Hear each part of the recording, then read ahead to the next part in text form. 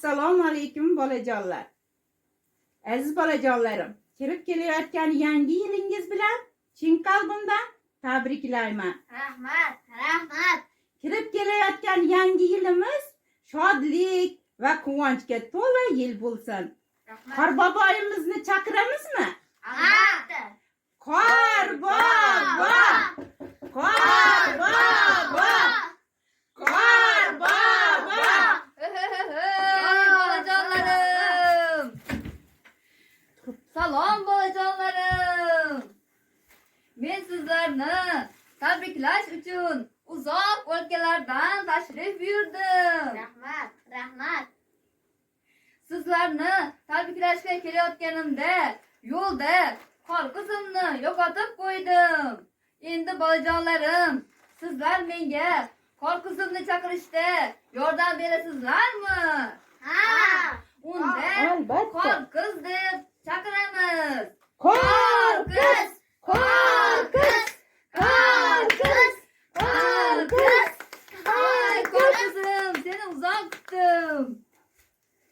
Bolajonlarim, sizlar yangi yilga atab she'rlar yodlagan bo'lsangiz kerak. Sen birinchi sinfga o'xshaysan, bolajonim. Sen menga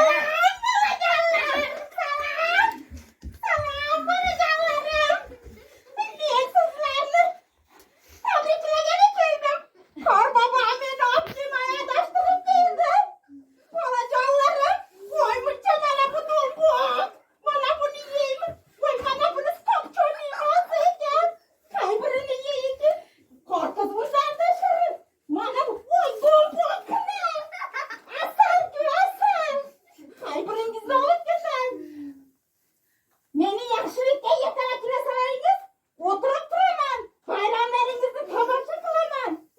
Sovg'alaringiz bormi menga? ha, she'rlaringiz bor, ha bolajonlarim. Ha.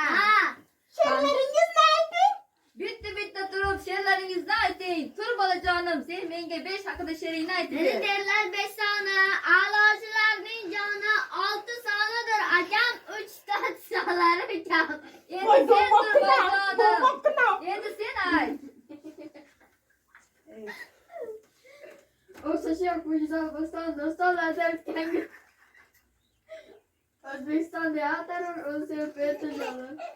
Voy meni do'mbolarim. Qovurib yeyman, mazza qilib. Joni dillarim. Men sizlarga portlovchi moddalar olib kelayotgandim. Yo'lda meni qaroqchilar urib tashlashdi. Zo'rg'a yetib keldim. Mayli endi, faqat yaxshilikka ish qilaman.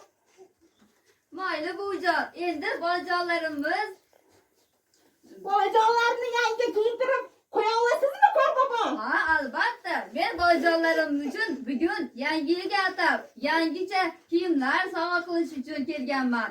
Bolajonlarim, turinglar. Men sizlarni sehrlab kiyimlaringizni almashtirib qo'ymoqchiman. Munchalar mazza. Ko'zlaringizni yuming bolajonlarim. Bir